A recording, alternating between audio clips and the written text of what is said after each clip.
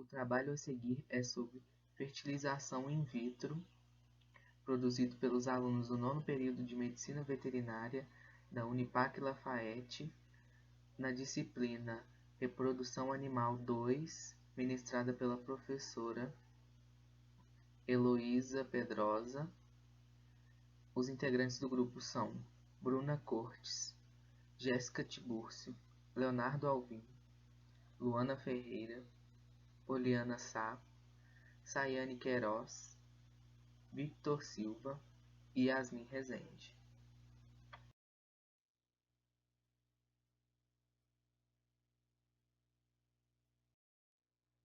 A fertilização in vitro é o ajuntamento do espermatozoide com o óvulo no laboratório, deste modo formando o embrião que posteriormente será submetido à transferência para a cavidade uterina de uma fêmea receptora. Biotecnologia, cujo todos os procedimentos fisiológicos, maturação folicular, fertilização e desenvolvimento embrionário são procedimentos obtidos em laboratório in vitro. É uma técnica que possui vários benefícios diante a perpetuação de material genético valioso, assim como a disseminação do mesmo por meio de implantação de embriões de alto valor genético em fêmeas de outras linhagens, apresentando vantagens significativas como melhor seleção genética, entre outras, redução de intervalos entre coletas, melhor aproveitamento das fêmeas, maior eficácia do uso do sêmen sexado e resistência à criopreservação. É uma biotécnica que tem como alvo ser uma alternativa para acelerar a produção de bovinos, entre outras espécies, que possuem uma genética de alto valor. Permite que uma reprodutora produza uma prole com um número acima do esperado naturalmente. Essa técnica permite evitar o descarte precoce de fêmeas geneticamente privilegiadas, portadoras de alterações adquiridas que impeçam que a reprodução ocorra de forma natural.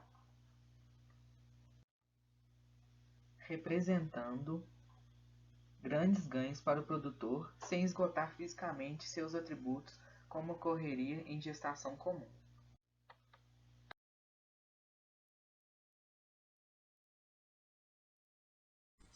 A técnica da fertilização in vitro utilizada corretamente, ela promove ganhos excepcionais, tanto econômico quanto genético, além de produzir um número maior de embriões de uma só doadora.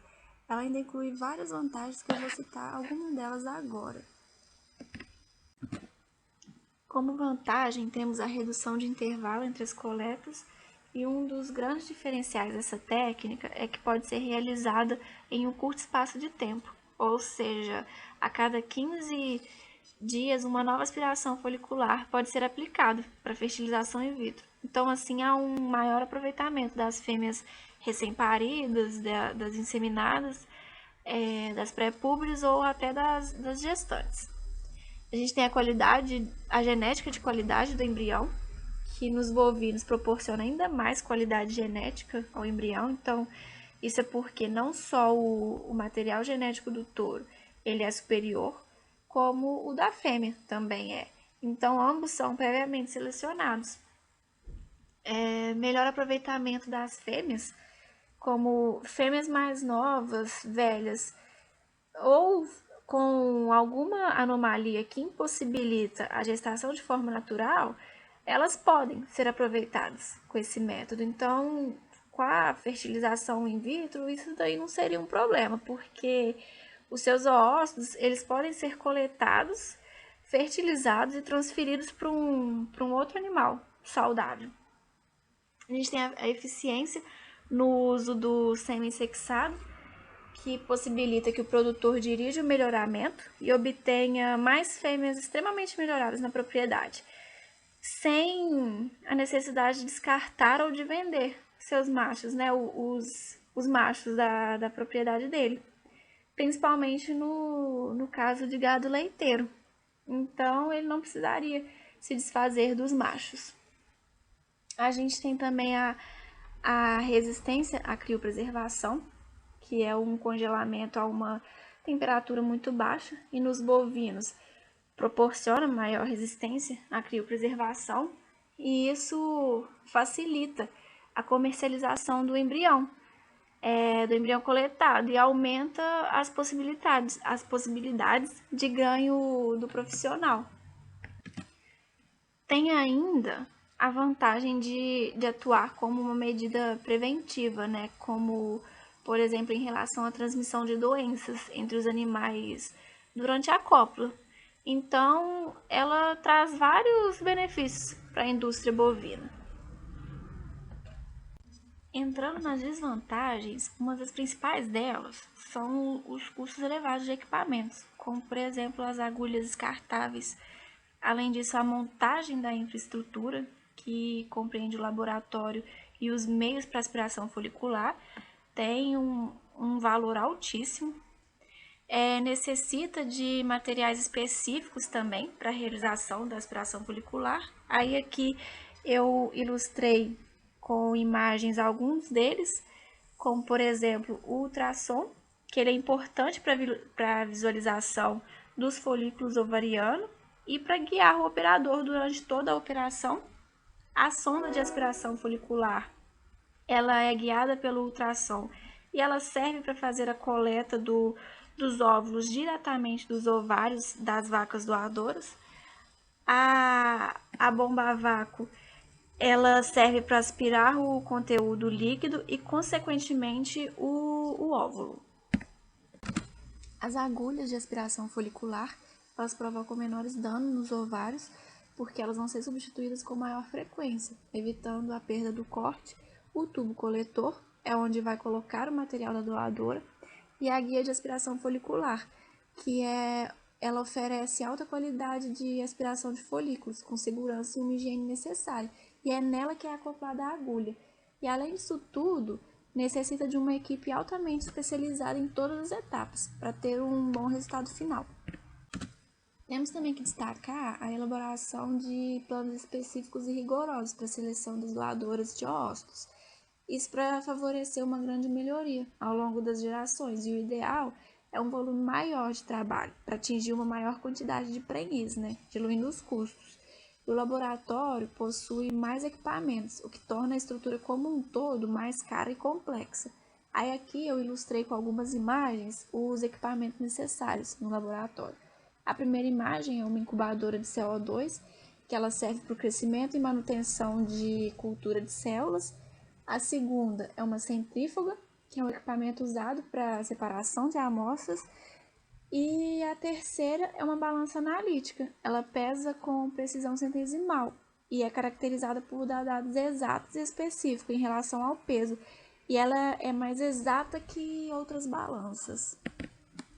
O microscópio para observação e ampliação de imagens de micro-organismos. O refrigerador é utilizada para diversas finalidades no laboratório, como por exemplo o armazenamento de amostras, como o sangue e derivados, vacinas, materiais microbiológicos, reagentes e kits de coletas. O sistema de purificação de água ele é utilizado para eliminar impurezas microbiológicas, obtendo uma água destilada. E a autoclave é para fazer a esterilização de materiais. Ela tem necessidade também de ao menos 2 ambientes para maior rigor em relação à higiene. Um para o preparo de meios e outro para o cultivo dos gametas e embriões. E a área do laboratório tem que ser afastada do curral. E também tem que controlar o acesso das pessoas nesse local. Então agora eu vou falar um pouco dos custos de se fazer uma fertilização in vitro. É mais ou menos uma média de preço. Geralmente um laboratório ele cobra em média 500 a 600 reais, e esses valores eles podem variar de acordo com o material genético escolhido, por prenhez gasto por embrião. Então o embrião ele é transferido para uma outra receptora, um outro animal, que não vai importar o valor genético.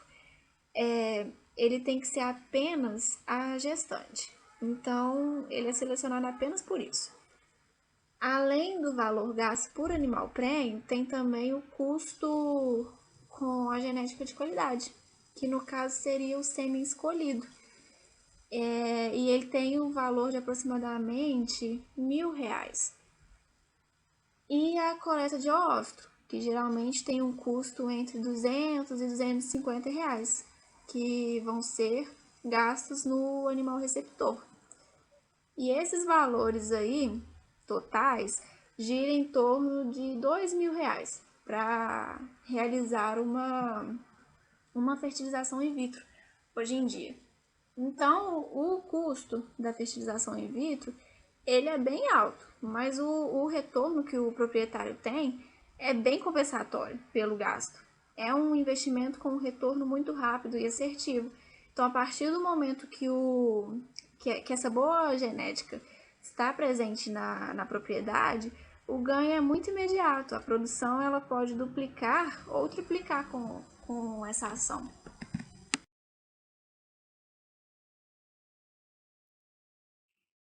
Existem vários meios de coleta de oócito, e elas podem ser realizadas em animais vivos e animais mortos. Em animais mortos, são realizadas por meio de punção de ovário obtidos em abatedouros. Em animais vivos, por meio das técnicas de laparoscopia, colpotomia ou aspiração vaginal guiada por ultrassom, que é a OPU. E a gente vai falar um pouco de cada uma dessas técnicas. A punção de ovário obtidos em abatedouro é uma técnica que permite aumentar o número de descendentes de doadoras que vieram ao óbito. Porém, também existem algumas limitações, como o tempo de transporte do matadouro até o laboratório, o desconhecimento acerca do estado de saúde e do padrão hormonal do animal, e a impossibilidade de repetição da técnica, devido aos ovários terem sido coletados de animais que vieram a óbito. Então, devido a essas limitações citadas para a obtenção do ósito em animais mortos, foram sugeridas outras técnicas para serem realizadas para obter o ósito em animais vivos. Dentre essas técnicas, a gente tem a laparoscopia. Ela pode ser realizada por meio transvaginal ou paralombar. E aí ela permite a obtenção de ósito em bezerras de apenas 3 semanas de idade. Porém, ela também traz algumas limitações, porque é uma técnica muito trabalhosa e após a realização da técnica, houve alguns episódios de fibrose e aderência ovariana. A colpotomia é outra técnica utilizada para se obter o ósito em animais vivos. Então, nela é realizada uma incisão intravaginal, onde a mão do operador vai manipular o ovário e pressionar esse ovário na parede abdominal, por onde uma agulha para punção folicular vai ser introduzida e vai fazer a aspiração desses folículos. Essa técnica também vai trazer limitações, como a peritonite e a evisceração na região da incisão vaginal. A ultrassonografia é outro meio de se obter o oócito em animais vivos, e ela vai ser realizada através da manipulação transretal. Os ovários eles vão ser posicionados dorsolateralmente na parede abdominal e vai ser colocado um transdutor sob a pele do animal na região da fossa paralombar. Assim vai ser possível visualizar o ovário para poder introduzir uma agulha que irá realizar a punção dos folículos. Essa técnica ela teve resultados positivos, porém um ano mais tarde ela foi modificada com uma técnica já realizada na medicina humana e foi desenvolvido então a aspiração vaginal guiada por ultrassom, a OPU. A OPU ela tornou o procedimento mais rápido e fácil e ela não tem as limitações já citadas nos procedimentos anteriores. Pode ser repetida várias vezes em um único animal, permite aumento do número de folículos após várias semanas de aspiração folicular e teve resultados positivos em fêmeas com infertilidade extravariana. Então, dentre as técnicas já citadas, ela é a mais utilizada para obter o ósito em doadoras vivas. Para realizar o procedimento de OPU, a gente precisa conter esse animal no tronco e realizar a higienização da região perineal e da cauda. A gente vai fazer uma anestesia epidural. na região sacrococcígena, utilizando lidocaína. A dose da lidocaína ela pode variar de acordo com o tamanho e com o temperamento do animal. Após realizar a anestesia epidural, o técnico ele vai inserir uma mão enluvada no reto do animal e vai retirar o excesso de fezes ali do reto, como mostra na figura superior. Depois, ele vai pegar o transdutor e vai inserir na vagina desse animal, como está demonstrando na figura inferior. Depois, uma guia de punção que vai ter na sua extremidade uma agulha, ela vai ser acoplada ao transdutor para realizar a punção dos folículos ovarianos, como está sendo demonstrado nessas imagens. Com a mão que está dentro do reto do animal, vai ser localizado os ovários. E eles vão ser movimentados um de cada vez na direção do transdutor, que vai estar em contato com a parede do saco vaginal. E aí vai ser observado uma imagem no monitor, que vai ser equivalente àquele ovário que está sendo analisado. A imagem, os folículos eles vão aparecer de aspecto anecoico, que é o preto, e o parênquima de aspecto ecogênico, que é o cinza claro. E para facilitar a aspiração do folículo, vai ser traçada uma linha no monitor que vai indicar o eixo de ação da agulha. Então, o técnico ele posiciona o folículo na direção da linha e faz a punção. Essa figura no slide está demonstrando uma imagem ultrassonográfica de um ovário, aí onde a seta 1 mostra o limite do ovário, a seta 2 mostra o limite de um folículo e a 3 está mostrando a agulha de punção, que está se aproximando do ovário para realizar a aspiração folicular.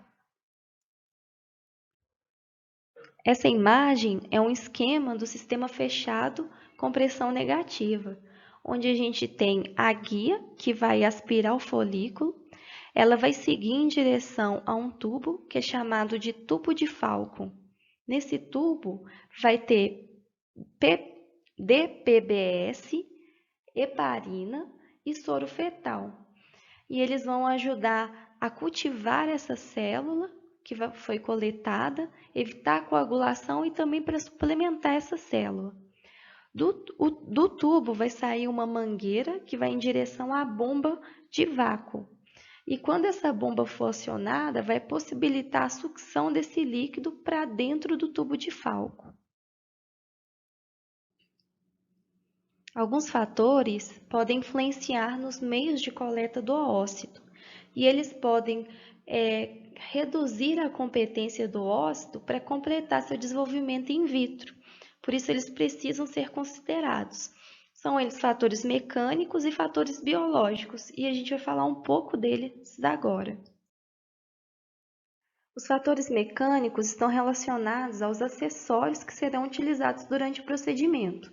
E aí a gente vai ter as agulhas, que o indicado é usar a agulha hipodérmica descartável entre 18 e 19 gauge, porque elas vão evitar os danos nos ovários, porque elas serão trocadas mais vezes. Então, elas não perdem o corte tão rápido e, dessa forma, elas permitem uma boa taxa de recuperação e preservação e qualidade do ósseo.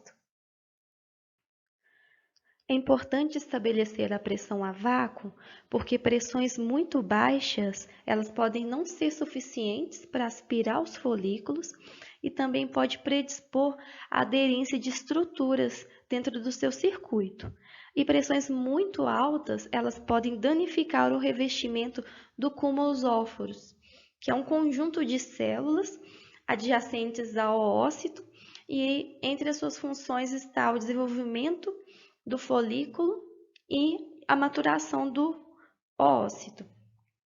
E é muito difícil falar de uma pressão correta, porque existe uma variação nos trabalhos relacionados à pressão, que vai de 40 a 400 milímetros de mercúrio. E isso pode estar relacionado porque existem vários modelos de bombas no mercado e cada uma tem um tipo de calibragem diferente por causa do seu circuito. Então, por isso que tem essa variação na pressão. Também existe uma variação quando fala sobre o tipo e a frequência do transdutor que vai ser utilizado. Os mais usados é o convexo ou setorial, mas também existem trabalhos que falaram que tiveram resultados positivos utilizando o transdutor linear. As frequências que foram relatadas é de 3,5, 5, 6,5 e 7 MHz. Entrando em fatores biológicos, eles estão relacionados com a condição física da doadora. E aí a gente tem a idade, que a gente pode ressaltar que é possível obter o ósseo de bezerras muito jovens, de até 3 semanas de idade, usando um estilo gonadotrófico. Porém, esses animais que são pré-púberes, eles podem ter uma queda na habilidade de desenvolvimento do ósseo, dele se desenvolver em blastócito. E existem trabalhos também que foram realizados com ovários obtidos em abatedouro, onde eles pegaram ócitos de animais de 18 meses e ócitos de animais sênios de 17 anos. E eles observaram que, quanto à qualidade do ósseo, não teve nenhuma alteração, mas sim quanto à quantidade de gametas, pois aqueles animais mais velhos teve uma redução na produção dos gametas. O peso também é um fator relevante. Em animais subnutridos, a habilidade de desenvolvimento dos ócitos deles pode ser afetada, e o mesmo pode acontecer em animais que estão passando por algum estresse. Diante das patologias adquiridas, aquelas que causem um desbalanço hormonal, os animais eles não devem ser utilizados para realizar a punção, porque elas podem resultar na má qualidade dos gametas. Já patologias como aderência de tuba, útero, homocometra e até mesmo uma gestação, os animais podem realizar a punção folicular desde que isso não vá interferir no ciclo ovariano e que possibilite o manuseio do ovário. O ciclo estral do bovino, ele pode ter várias ondas de crescimento folicular. E com isso, pode ter várias fases de desenvolvimento de folículos. Então, foi observado que um momento mais favorável para a recuperação dos oócitos está entre os dias 14 e 16, porque teve um maior número de embriões obtidos nesse período. Porém, teve outros estudos que relataram que a presença ou ausência de um folículo dominante não afeta no desenvolvimento, na produção do embrião. E também que outro estudo falou que blastócitos viáveis, eles podem ser obtidos independente da fase reprodutiva. Então, também existe essa variável relacionada ao ciclo estral. Em relação à atresia folicular, é possível atingir efeitos benéficos de folículos com leve grau de atresia, porque eles não exercem os efeitos inibitórios da maturação. Isso vai favorecer a maturação in vitro. O diâmetro do ósseo foi estudado para saber se existia alguma relação entre ele e o desenvolvimento do folículo. E teve vários resultados obtidos quanto a isso. Porém, a maioria dos autores eles tiveram a mesma opinião relacionadas aos folículos de 1 a 2 milímetros, que eles possuem uma menor competência para o procedimento de cultivo in vitro. A taxa de recuperação ela pode ser alterada por diversos fatores. Entre os fatores está o tamanho do folículo, porque folículos acima de 6 milímetros eles são aspirados com mais facilidade. Porém, aqueles folículos menores, eles vão ter uma melhor, um maior número de oócitos que vão passar durante a fertilização in vitro e chegar até o estado de blastócitos em relação aos folículos maiores.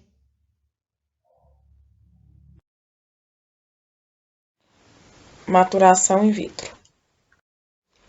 A maturação in vitro é uma série de transformações nucleares, citoplasmáticas e moleculares, a fim de que o gameta feminino ele esteja apto a ser fecundado. Quando esse gameta, ou ócito, é captado na fêmea, ele ainda não está apto para ser fecundado. Ele se encontra na fase de prófase 1. E para ele ser fecundado, a gente precisa estar com ele na fase de metáfase 2. Então, esse processo de maturação é o processo de condução desse ócito. E os meios e métodos utilizados, eles devem ser iguais ou os mais próximos das condições encontradas na maturação in vivo. Essa imagem aqui é um ócito imaturo após a punção da espécie bovina. Aí você vai me perguntar, então, mas por que a gente não faz a coleta quando está na fase de metáfase 2? Já economizaria um processo. Por quê? A ogônia vai migrar para a crista germinativa, vai passar por um processo chamado de mitose, vai dar origem ao ócito 1. Esse ócito 1 vai passar por um período de crescimento e vai ficar bloqueado na fase de provas. E isso durante o nascimento, e só vai ser retornado essa meiose, essa divisão, quando tiver um pico pré-ovulatório de LH no estro. Então, é necessário o período de estro para desenvolver para continuar esse desenvolvimento normal. Como eu já falei, a maturação envolve uma série de mudanças. Uma é a mudança do citoplasma, que ele vai passar por várias mudanças na síntese de proteínas, migração e organização de organelas. As mitocôndrias vão migrar para o centro dos ócitos e os grânulos corticais vão migrar em sentido oposto. As alterações nucleares também vão ser as seguintes: a vesícula germinativa vai sofrer uma ruptura, vai condensar, depois vai ter o alinhamento dos cromossomos, separação e a extrusão do primeiro corpúsculo polar. Assim que a gente considera que o ócito está pronto para ser fertilizado quando tem a extrusão do primeiro corpúsculo polar e a formação da placa metafásica.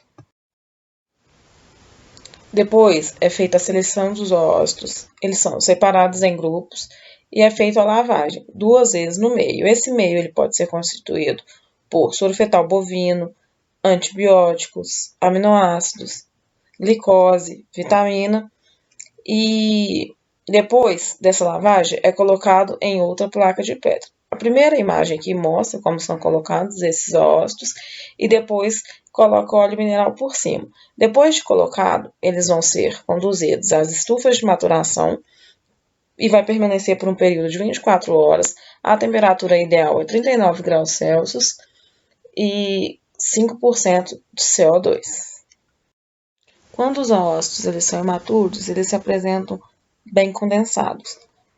A partida que vai ocorrer na maturação vai ter na liberação do ácido hialurônico e vai ter na expansão das células de cúmulos.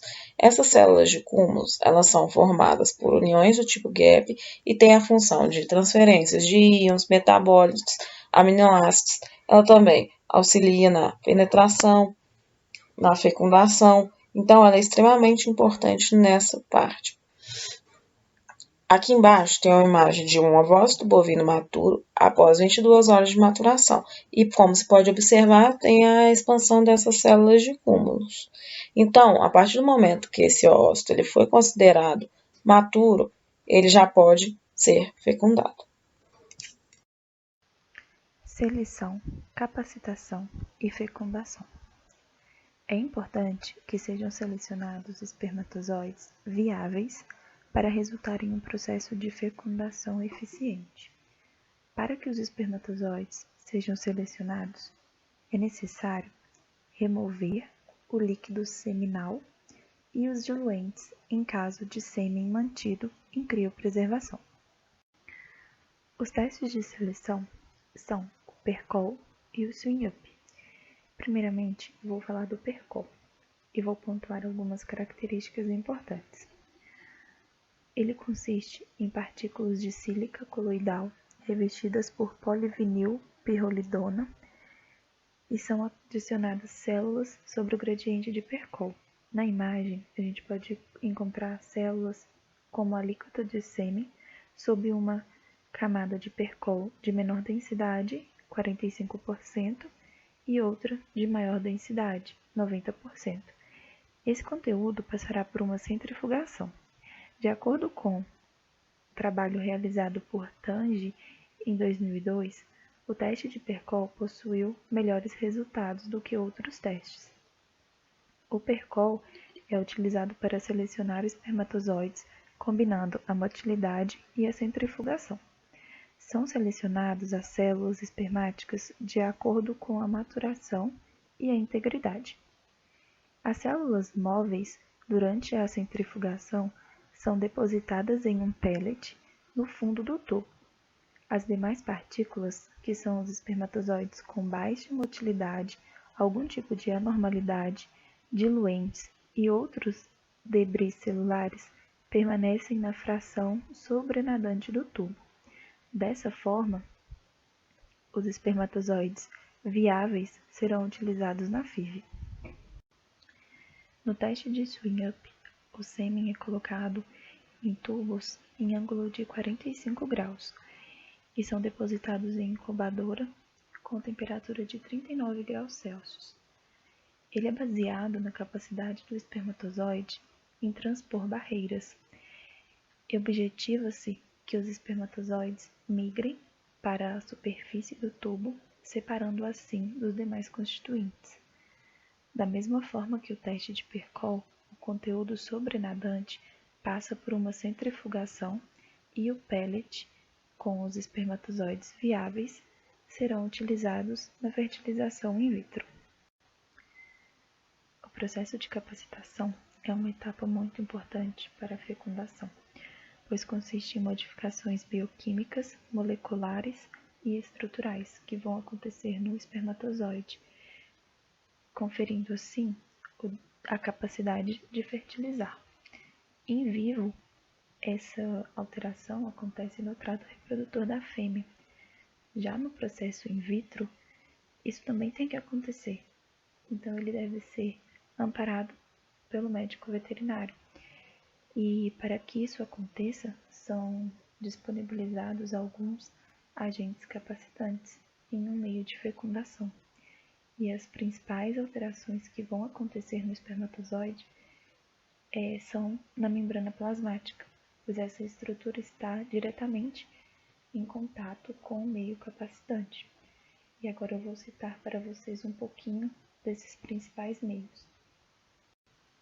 A heparina favorece a ligação entre o receptor e o espermatozoide na célula do cúmulus e aumenta a motilidade do espermatozoide, mas não estimula a reação do acrossomo. O cálcio possui um importante papel na motilidade do flagelo. A albumina sérica bovina, que é BSA, conduz o rearranjo da estrutura celular do espermatozoide pela remoção do colesterol da membrana plasmática. O bicarbonato atua capacitando as células espermáticas na fosforilação da tirosina, levando a uma assimetria das células da membrana. A capacitação resulta em alterações de permeabilidade da membrana, induzindo a sua hiperatividade.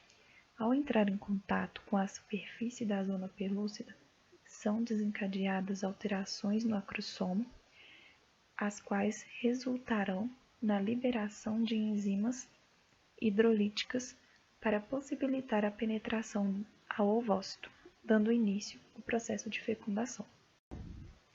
A fecundação ocorre pela incubação dos oócitos e dos espermatozoides capacitados por 18 a 22 horas. Essa fecundação tem o objetivo de apenas um espermatozoide penetrar o ovócito. Então, dessa forma, é necessário que assim que ocorra a primeira penetração, gere uma despolarização acelerada na membrana do ovócito, levando a um bloqueio vitelínico. Em seguida, ocorre a liberação de enzimas hidrolíticas por toda a extensão do ovócito, levando à hidrólise de proteínas de ligação, perdendo os receptores espermáticos. Dessa forma, não é possível que outro espermatozoide penetre. Posteriormente à penetração, acontece o processo de meiose no ovócito. Os cromossomos haploides, que são originados da fêmea, são envoltos por um pronúcleo. No interior do citoplasma do ovócito, acontece a mesma coisa no espermatozoide. E então, forma o pronúcleo masculino. Os dois pronúcleos se fundirão e dará origem ao zigoto. Após um rearranjo citoplasmático, terá início uma série de divisões mitóticas e formará o blastócito. Cultivo in vitro. O cultivo in vitro basicamente é o desenvolvimento do ócito fertilizado até o estágio de blastócitos. E nessa fase de cultivo in vitro, o zigoto ou ócito fertilizado ele vai permanecer durante em média 7 dias. Aqui essa imagem ilustra como que ocorre. Aqui nessa primeira imagem ocorre a fertilização, depois vai acontecer a separação do zigoto entre uma célula fêmea e uma célula macho, e depois vai ocorrendo divisões sucessivas. A primeira aqui vai dividir em 2, depois em 4, depois em 8, depois 16 e assim sucessivamente até a formação do blastócito. Então, o zigoto é lavado 3 vezes e depois é conduzido na placa. Aqui essa imagem ilustra o embrião bovino produzido in vitro depois de 48 horas após ser fertilizado. Aí aqui pode-se observar as placas e cada placa está no processo de clivagem. Tem vários meios de cultivo na literatura. Os mais comumente usados são esses. Esse co-cultivo, que ele tem baixa praticidade e tem necessidade de manutenção celular e ele é sujeito a alterações biológicas. Esse TCM 199, que é o meio de cultura de tecidos, ele pode ser suplementado com soro fetal bovino, aminoácidos, bicarbonato de sódio, hormônio folículo estimulante, hormônio luteinizante, estradiol, piruvato de sódio, vitaminas, antibióticos e esse SOF, que é fluido sintético do oviduto. Ele é bastante citado na literatura e fala que ele também é um dos principais usados. E ele pode ser suplementado com soro fetal bovino, aminoácido, piruvato, lactato e glutamina. Então, assim, é importante essa fase de cultivo sempre observar a oxigenação, porque depende do desenvolvimento do zigoto e alta oxigenação pode causar o estresse oxidativo, que vai atrapalhar nesse desenvolvimento. A glicose, que aumenta a fragmentação do zigoto, hormônio que auxilia para parecer o mais próximo do in vivo. Os antibióticos também, geralmente, é muito comum ter o crescimento de patógenos nessa manipulação. Então, esse antibiótico ele vai atuar inibindo esse crescimento. Então, é importante, antes de fazer a implantação, fazer a avaliação morfológica. Nessa imagem aqui, temos os blastócitos 1 e 2, eles são blastócitos expandidos, e 3 e 4, blastócitos eclodidos. Esses expandidos, os primeiros aqui, eles estão no ponto de fazer a implantação. E esses 3 e 4 já estão passando do ponto e está já quase se rompendo.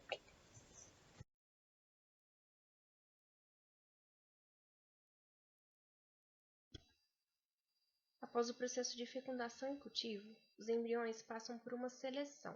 Essa seleção é baseada em uma classificação morfológica, que é feita por visualização ao microscópio.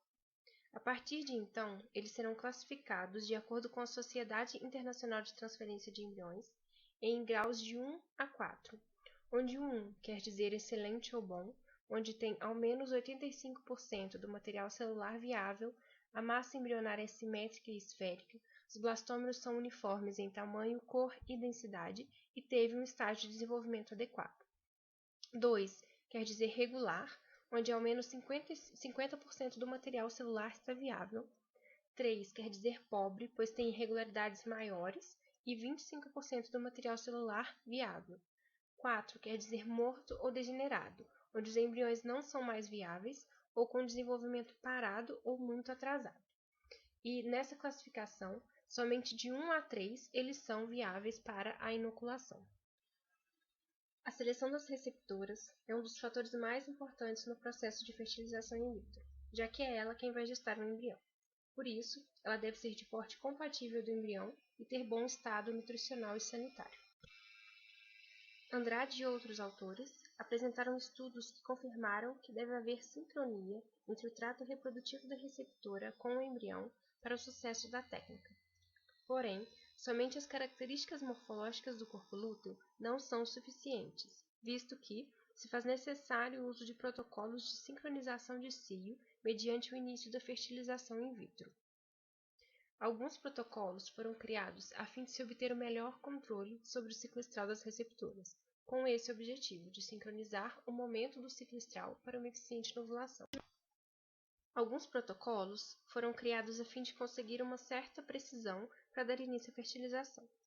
Dentre eles, temos o uso de luteolíticos, porém, este método demanda manejo constante para avaliação do ciclo estral das receptoras. Já a associação de luteolíticos progestágenos e estradiol promove resultados mais satisfatórios. O protocolo envolve, no dia 0, a aplicação de dispositivo intravaginal, além de aplicação de benzoato de estradiol e progesterona, para a emergência de uma nova onda de crescimento folicular e prevenção de folículos persistentes. No dia 7, é feita uma aplicação de prostaglandina F2-alfa para induzir uma luteólise. E então, no dia 8, ocorrer a retirada do dispositivo e uma nova aplicação de benzoato de estradiol, que é para sincronização da ovulação. E o dia 9 é considerado o dia do éstro, onde o animal já está apto a receber o embrião. A inovulação ou transferência de embrião trata-se da deposição do embrião cultivado in vitro, neste caso, no aparelho reprodutivo da receptora. A inovulação pode ser feita por via transcervical ou cirúrgica. Na maioria das espécies, utiliza-se a via transcervical, onde o animal deve ser anestesiado por via epidural, deve-se identificar o ovário com pelo menos uma boa ovulação, por meio de palpação retal, a vulva e o períneo devem estar bem limpos, para então inserir a palheta na bainha com a proteção sanitária e aplicar na cérvix, com deposição do embrião no corno ipsilateral da receptora. E em torno de 23 dias já pode ser confirmada por meio de ultrassonografia se a transferência obteve sucesso ou não. Fatores que influenciam na produção embrionária in vitro. Dentre os fatores, temos fatores maternos e fatores paternos. Vou falar de cada um deles. O primeiro fator é o folículo. O oócito acumula transcritos e proteínas que irão orientar a maturação, fertilização e iniciarão o desenvolvimento embrionário. O crescimento do oócito ocorre dentro do folículo. Durante esse período, o oócito adquire a competência de sofrer maturação. Então, a qualidade do oócito vai estar relacionada ao seu ambiente folicular. E também, a competência oocitária aumenta à medida que o folículo aumenta. Do diâmetro do oócito. O diâmetro normal é de 120 micrômetros. Um diâmetro crítico para o oócito adquirir a competência de desenvolvimento é de 110 micrômetros, que corresponde a folículos de 3 milímetros. Diâmetros inferiores a esses, os oócitos são menos capazes de se desenvolver após a fertilização. Meio ambiente. O estresse térmico afeta a qualidade e quantidade dos oócitos e embriões. Essa perda da qualidade afeta tanto na produção in vitro quanto in vivo, e mesmo nas raças que são mais tolerantes ao calor, no caso dos bovinos. E mesmo nas espécies que têm uma dependência direta da alta luminosidade ambiental para o seu desempenho reprodutivo, né, o fotoperíodo, que no caso dos equinos, por exemplo, que está associado ao período mais quente do ano, o estresse térmico também pode afetar a qualidade dos oócitos. A idade. A competência de desenvolvimento de oócitos é menor em animais na fase pré-púbere do que em adultos. Pode ser devido a diferenças do metabolismo energético, tamanho dos ovócitos e atividade de fatores citoplasmáticos importantes para a maturação. A estimulação hormonal das doadoras pode aumentar essa competência oocitária, aumentando a maturação citoplasmática, o número de folículos disponíveis na superfície ovariana, mas não aumenta a taxa de produção de blastocistos, apesar disso não afetar as taxas de gestação. A raça em bovinos influencia na taxa de blastocistos. A raça Gir, ela tem uma taxa de blastocistos maior do que o holandês. Os mestiços têm uma taxa igual ou maior do que o holandês. E essas alterações, elas ficam mais evidentes ainda quando associadas a condições ambientais. Também temos a variação individual, que existe variação entre fêmeas no número de oócitos recuperados e na taxa de produção de blastocistos, porém, um número elevado de oócitos não resulta necessariamente em maior taxa de blastocistos. Dentre os fatores paternos, temos a concentração espermática, que tem relação com uma maior taxa de clivagem e de produção de blastocistos, porém, o aumento dessa taxa vai ter variação individual, porque diferentes concentrações podem ter resultados semelhantes. E a capacitação espermática, ela pode ser realizada in vitro com a utilização de heparina, e a dose, ela vai variar entre cada animal. E isso vai aumentar a taxa de fecundação, porque é a capacitação que vai permitir a penetração do espermatozoide no ócito. E também tem fatores que são associados ao ambiente in vitro. Existem vários ambientes de cultura que podem ser utilizados, e esse ambiente ele pode afetar o desenvolvimento embrionário e as características fenotípicas da prole. Então, temos sistemas de cultura, glicose, tensão de oxigênio e aminoácidos. No sistema de cultura indefinido, pode ser usado soro e ou cocultura. As vantagens do soro é que ele fornece aminoácidos, vitaminas, fatores de crescimento e substratos energéticos e aumenta a taxa de blastocistos. As desvantagens é que ele pode contaminar o meio de cultura com fatores embriotóxicos, reduz a sobrevivência embrionária após a criopreservação, aumenta a proporção de embriões masculinos para femininos, perturba a expressão gênica e pode causar alterações fenotípicas em bovinos, como defeitos placentários e proles grandes.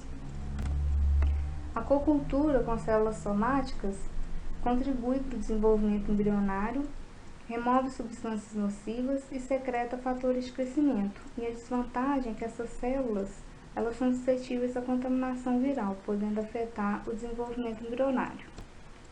No sistema de cultura semidefinido é utilizada a albumina. Ela tem uma função nutritiva para o desenvolvimento embrionário. As vantagens é a eliminação de componentes prejudiciais do soro, produção de embriões com maior viabilidade após vitrificação em comparação com o soro, e apresenta embriões com grande viabilidade após criopreservação. E as desvantagens é que está sujeito à contaminação. No sistema de cultura definido, o meio utilizado são macromoléculas. Dentre as vantagens, ele elimina os potenciais efeitos nocivos quando comparados a outros sistemas e facilita o controle das condições da cultura, facilitando os estudos de requisitos embrionários de cultura.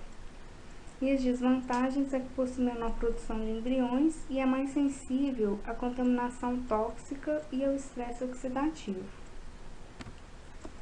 A glicose é o principal substrato energético consumido pelas células. Ela é importante como meio de cultura para a síntese de ribose e produção de agentes redutores. As desvantagens é que nos estágios iniciais pode prejudicar o desenvolvimento embrionário e também pode causar desvio nas proporções de embrião masculino para feminino, porém seu uso não deve ser suprimido devido às suas vantagens. E a tensão de oxigênio no trato reprodutivo, ela varia de entre 3,5% e 8%. Na produção in vitro, tem estudos que mostram melhores resultados em oxigênio até 5%. As vantagens é um melhor desenvolvimento embrionário e redução da formação de radicais livres. E a alta tensão de oxigênio pode causar apoptose das células embrionárias e alterar o padrão de expressão do gene embrionário. Os aminoácidos estão presentes nas secreções do trato reprodutivo feminino. Eles são utilizados como substratos energéticos para os embriões. As vantagens é que tem uma melhora no desenvolvimento embrionário, um controle do pH e da osmolaridade e redução do estresse e fragmentação celular causados pela cultura embrionária in vitro. A desvantagem é que, para a metabolização de aminoácidos, tem a liberação de amônio, que é prejudicial aos embriões, e para evitar essa liberação, o meio deve ser substituído por um novo após 2 ou 3 dias. A fertilização in vitro possui algumas particularidades entre as espécies e nós vamos retratar as principais diferenças de cada animal neste trabalho. Na espécie equina, é realizada a coleta de ossos de animais pós-mortem ou de animais eutanasiados. Essa coleta deve ser realizada através de técnicas de aspiração, curetagem folicular ou através do fatiamento dos ovários. Para que a coleta seja bem sucedida, os ovários devem ser transportados em um período de 6 horas em solução salina e antibióticos. Já a coleta de ossos de animais vivos, ela pode ser realizada de 2 técnicas. A coleta de ossos maturados em vivo após indução hormonal ou coleta de ossos imaturos seguidos por maturação in vitro. O intervalo de aspiração é de suma importância, uma vez que, realizadas em períodos curtos, ocorre a diminuição dos números de folículos e a formação de abscessos. É recomendado um intervalo de 15 dias para cada aspiração para evitar, então, esse processo de diminuição dos números de folículos ou a formação desses abscessos. A criopreservação de ossos, nos equinos, ela é um pouco dificultosa porque o embrião ele possui uma cápsula glicoproteica que vai dificultar a penetração dos crioprotetores, que vai então prejudicar então, esse processo de criopreservação. A maturação in vitro nos equinos ela é avaliada através da coloração da cromatina. Os ossos são classificados como células de cúmulo compactas, aquelas presentes em folículos viáveis, ou células expandidas, presentes em folículos em processo de atresia. A espécie equina, diferentemente da espécie bovina, as células dos cúmulos expandida apresentam taxa de maturação superior, em torno de 65%, do que as células dos cúmulos compactas, que está em torno de 20%. Nas ovelhas, a obtenção do ócito pode ser realizada por 2 formas: pela técnica de slicing, que é o fatiamento do ovário para a coleta dos oócitos. Então, essa técnica é direcionada para os animais provenientes do abate. Ou a técnica de Lopo, que consiste na aspiração folicular por laparoscopia.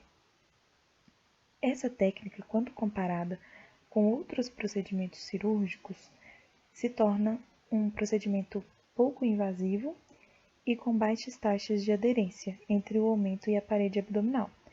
Dessa forma, é o procedimento de eleição nos casos de obtenção de ócitos para ovinos. Quando for realizar a técnica de Lopo, o animal deve ser sedado e imobilizado e o seu posicionamento em decúbito dorsal com um ângulo de 45 graus em referência ao solo. Deve ser realizado desse jeito para que evite acidentes durante a aplicação do trocáter no abdômen e para que a aspiração seja eficiente. Diferentemente da espécie equina, a manipulação da ovelha não influencia no desempenho reprodutivo. Após a coleta desse ócito, ele deve ser transportado para o laboratório em uma temperatura de 38,3 graus Celsius e deve ocorrer até 24 horas após a primeira coleta. A maturação desse ócito é avaliada através dos níveis moleculares e da organização das organelas. Já nos suínos, os oócitos são provenientes de animais abatidos, de fêmeas pré-púberes, e a sua temperatura de transporte é de 30 graus Celsius. Os oócitos que possuem 3 camadas de células cúmulos são os oócitos selecionados, pois eles são ativos no crescimento, e os maturados apresentam modificações nucleares citoplasmáticas.